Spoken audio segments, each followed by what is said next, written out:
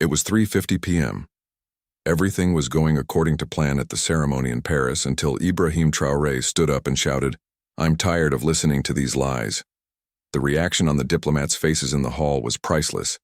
The grand ceremony, for the 60th anniversary of the France-Africa Summit, was being held in the most magnificent hall of the Élysée Palace.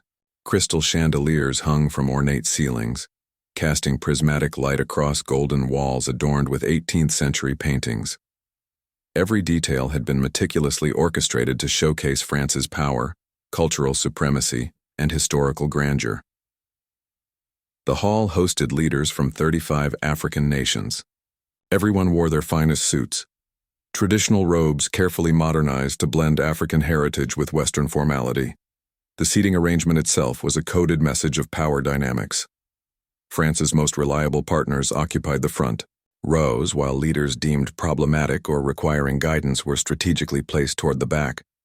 Ibrahim Traoré sat precisely in the 17th row, neither too prominent to draw attention, nor too far back to seem marginalized.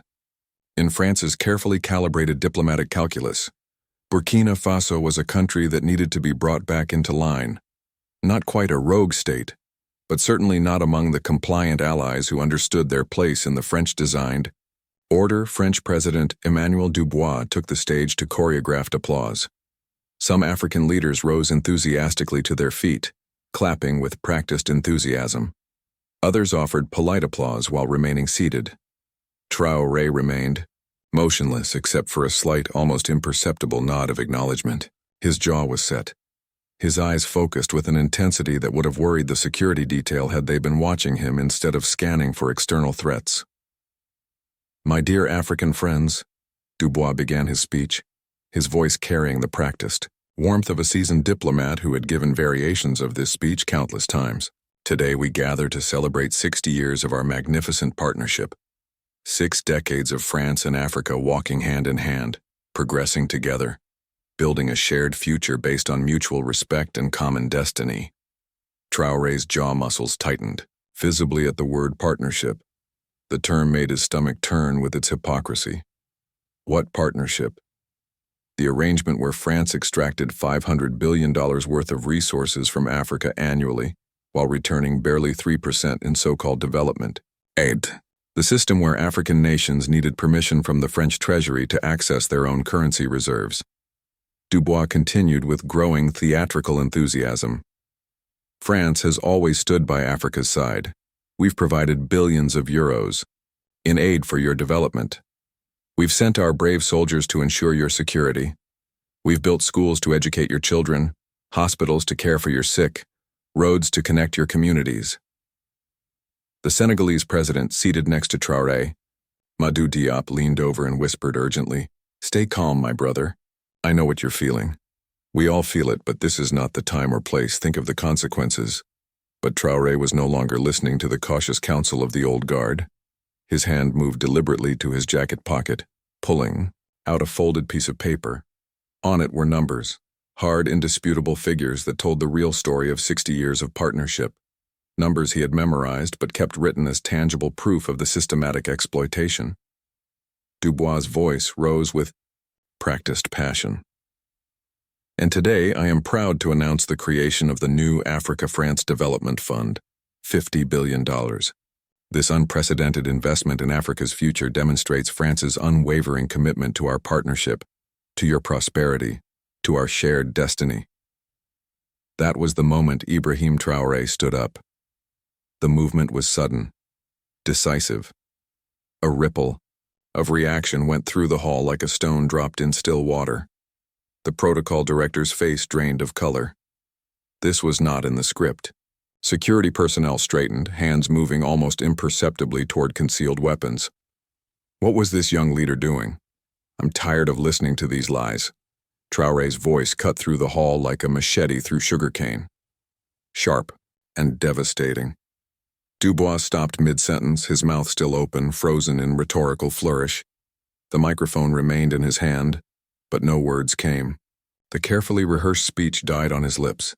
Security guards looked to their supervisors for signals, unsure whether to intervene. The cameras kept rolling.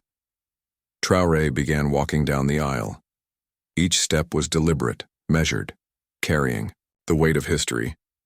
His eyes were locked on Dubois, who seemed to shrink with each approaching footfall. The sound of his shoes on the polished floor echoed in the sudden silence. 50 billion? Traoré's voice boomed without need for amplification, filled with decades of suppressed rage.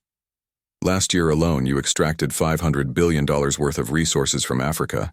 Uranium from Niger, gold from Mali, oil from Gabon, cocoa from Ivory, coast coffee from Ethiopia. You take everything and throw us scraps like we're dogs begging at your table. The hall erupted in mixed reactions. Some African leaders rose to their feet, some in alarm, others in excitement. The generational divide was immediately apparent. The Cameroonian leader, one of France's most reliable allies, shouted, "Sit down, Traoré. This is not how we conduct diplomacy. You're embarrassing us all." But Niger's young leader, Abdul Bazoum, began to clap slowly, deliberately. Each clap rang out like a bell. Mali's leader joined him, then Guinea's, then Chad's. The applause spread like wildfire among the younger leaders who had come to power on waves of popular discontent. The hall was dividing before everyone's eyes, the old guard who had made their peace with subordination versus the new generation demanding dignity. Traoré reached the stage. Dubois instinctively stepped back, his face a mask of diplomatic confusion and barely concealed fury. The security chief was speaking rapidly into his radio. "What are our orders? Do we intervene? The situation is escalating. International media is broadcasting live." "Stand down," came a calm voice through the earpiece. The optics would be catastrophic. A physical confrontation with an African head of state in the Élysée Palace while the world watches? Unthinkable. Let it play out, but be ready. Traoré took the microphone from Dubois' unresisting hand. The French president seemed paralyzed, caught between his instinct to maintain control and his training to avoid international incidents. Traoré drew a deep breath. The entire world was watching. Now, every word would echo through history.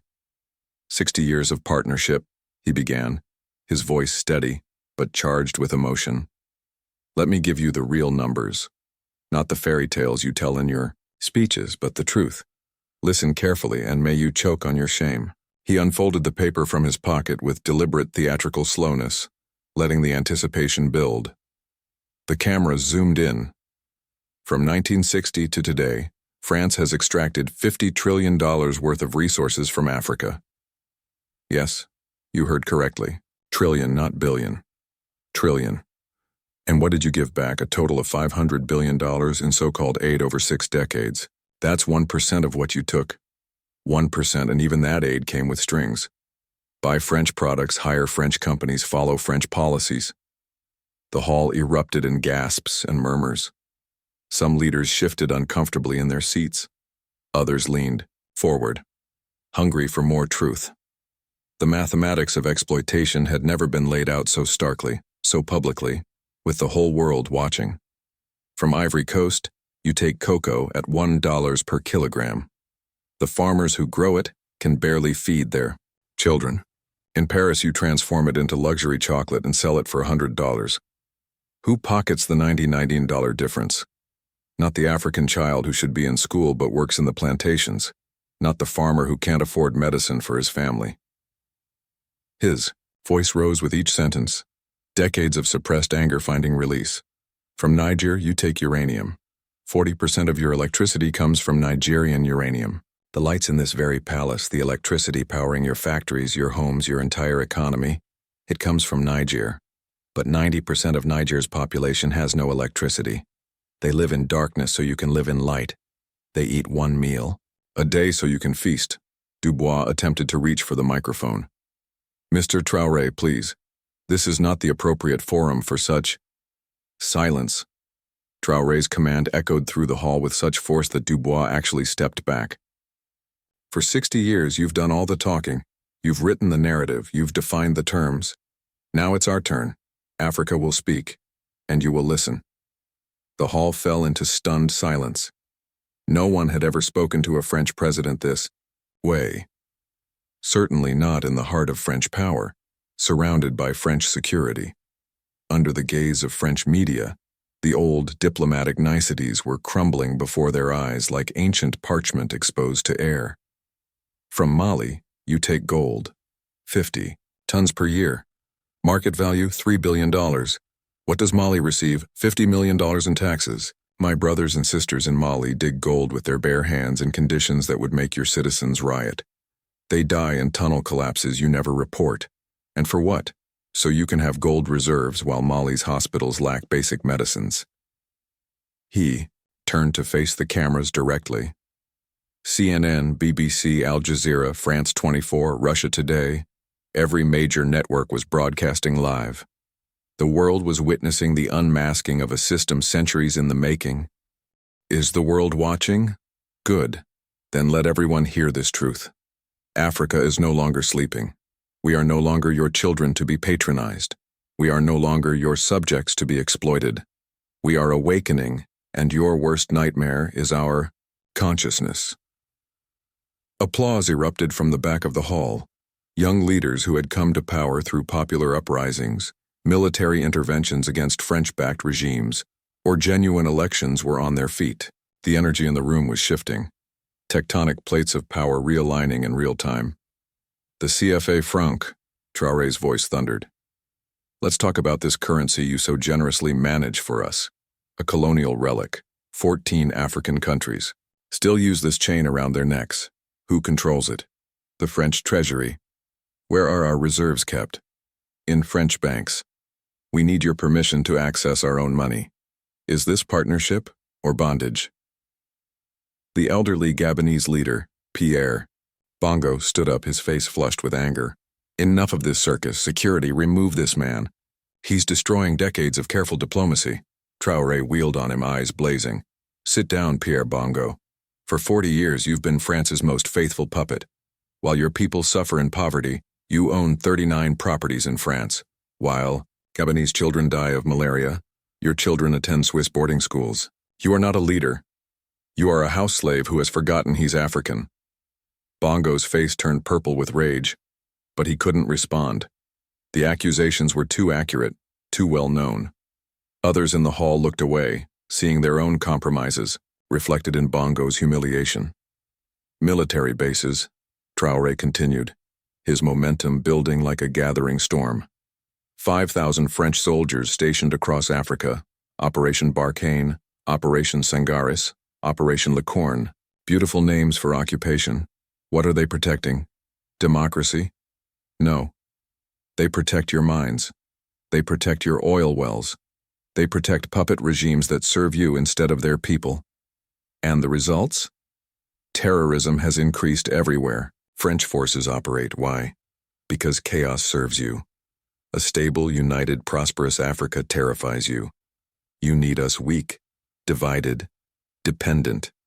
You need us fighting each other so we don't unite against you. Dubois finally found his voice and strode onto the stage. Security, remove this man immediately. This is a diplomatic gathering, not a platform for demagoguery. But then something extraordinary happened. Mali's leader, Assimi Goïta, stood and began walking toward the stage. His military bearing was unmistakable, his intention clear. Then Niger's leader rose, then Guinea's, then Chad's revolutionary leader. One by one, young African leaders who had come to power on waves of popular discontent moved to stand with Traoré. You cannot touch him, Goïta said firmly, positioning himself between Traoré and the advancing security. He is our brother, and more importantly, he speaks truths you have tried to silence for 60 years. If you want him, you'll have to go through us. The security guards froze, looking desperately to their supervisors. The optics were impossible. Forcing their way through African heads of state to arrest another African head of state would be a diplomatic catastrophe that would haunt France for generations. The hall was in chaos. Old leaders aligned with France clustered together, whispering urgently. Younger leaders formed a protective circle around Traoré. Africa was literally dividing before the world's eyes, and the fault line was clear: those who accepted subjugation versus those who demanded dignity. Traoré raised his hand for silence and surprisingly got it. Even his opponents wanted to hear what he would say next. Look at this hall, he commanded, his voice carrying new authority. Look at the faces here. Which is the richest African country? There isn't one. But which continent has the most natural resources? Africa. Do you see the paradox? Do you see the crime? The Democratic Republic of Congo has enough cobalt to power every electric car in the world. The entire green revolution depends on Congolese cobalt. But Congolese people walk to work because they can't afford bicycles. The country that will fuel the future can't keep its own lights on. South Africa has diamonds that adorn your queens and fill your museums. Diamonds that symbolize eternal love in your culture. But the miners who risk their lives in the depths earn $2 a day. Their children have never seen a diamond except in the rock. In Paris, in London, in New York, those same diamonds sell for millions. A journalist from Le Monde shouted from the press section, "So what's your alternative? China? Russia? Are they any better? You're just trading one master for another." Traoré turned to address him directly, his eyes flashing. The alternative is ourselves. The alternative is African solutions to African challenges. The alternative is keeping our resources, processing them ourselves, selling finished products instead of raw materials. Look at Japan. No natural resources, but they became a technology giant. Why? Because they invested in their people. Look at Singapore, a tiny island with nothing but human capital, now one of the richest countries per capita. Why? Because they controlled their own destiny. We have everything: resources, land, young population, strategic location, but we remain poor. Why? Because of systems designed in Paris, in London, in Washington, to keep us as eternal suppliers of raw materials and consumers of finished products. Dubois managed to grab another microphone from a technician. This is absurd. Africa needs Western partnership for development. Without our expertise, our capital, our markets. Your expertise? Traoré's voice boomed so loud the speakers crackled. We built the pyramids when you were living in caves. We had universities in Timbuktu when Paris was a muddy village. We performed cataract surgery when you thought disease was caused by evil spirits. Don't talk to us about expertise. Your capital? Capital stolen from us. The wealth that built. Your banks came from African gold, African slaves, African resources. The Louvre is full of African art. Your museums display our ancestors' remains. Your entire industrial revolution was financed by African wealth. Your markets? You mean the markets where you buy our raw materials for nothing and sell us finished products for fortunes? Where you dump your agricultural surpluses to destroy our farmers? Where you impose economic partnership agreements that are just colonialism with better PR? He raised the paper again, his hand trembling with emotion. Here's more truth. 78% of France's strategic mineral imports come from Africa. Without African resources, France becomes a second-rate power overnight. Your nuclear industry? Dead. Your aerospace industry? Grounded. Your technology sector? Paralyzed. Who needs whom? The hall's main doors suddenly burst open. More security personnel rushed in, but simultaneously, more young African leaders stood up. Benin's new leader, Tanzania's president, even some ministers from countries whose leaders remained seated. The tension was reaching a breaking point. "One more minute," Traoré shouted. "Give me just one more minute to say what should have been, said 60 years ago." Dubois hesitated. Every camera in the world was focused on this moment. Using force now would validate everything Traoré had said about French oppression. It would become the image that defined Franco-African relations for generations. He nodded curtly to the security chief. "Stand down, for now." "Do you remember Thomas Sankara?" Traoré's voice cracked with emotion for the first time. "My hero, my inspiration, the man who showed us what Africa could be." He said, "He who feeds you controls you." So he made Burkina Faso food self-sufficient in 4 years. What happened to him? You killed him. October 15th, 1987. 12 bullets in his body. Why? Because he refused to bow. Because he wore locally, made clothes instead of French suits. Because he rode a bicycle instead of a Mercedes. Because he proved we don't need you. Tears were streaming down his face now, but his voice remained strong. Patrice Lumumba, the hope of Congo, dissolved in acid. His body destroyed so there would be no grave to inspire us. Nkrumah, the visionary of African unity, overthrown.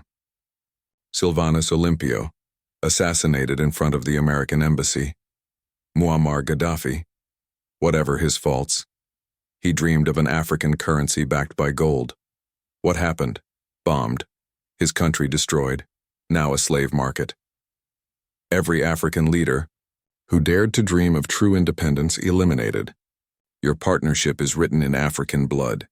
Your prosperity is built on African graves. But here's what you never understood. You can kill the dreamer, but you cannot kill the dream. We are Sankara's children. We are Lumumba's grandchildren. We are Nkrumah's spiritual heirs. And we say, enough. The hall exploded. Half the delegates were on their feet applauding thunderously, the other half shouting in anger. Africa's two faces, the colonized mindset and the liberation consciousness, were confronting each other in real time.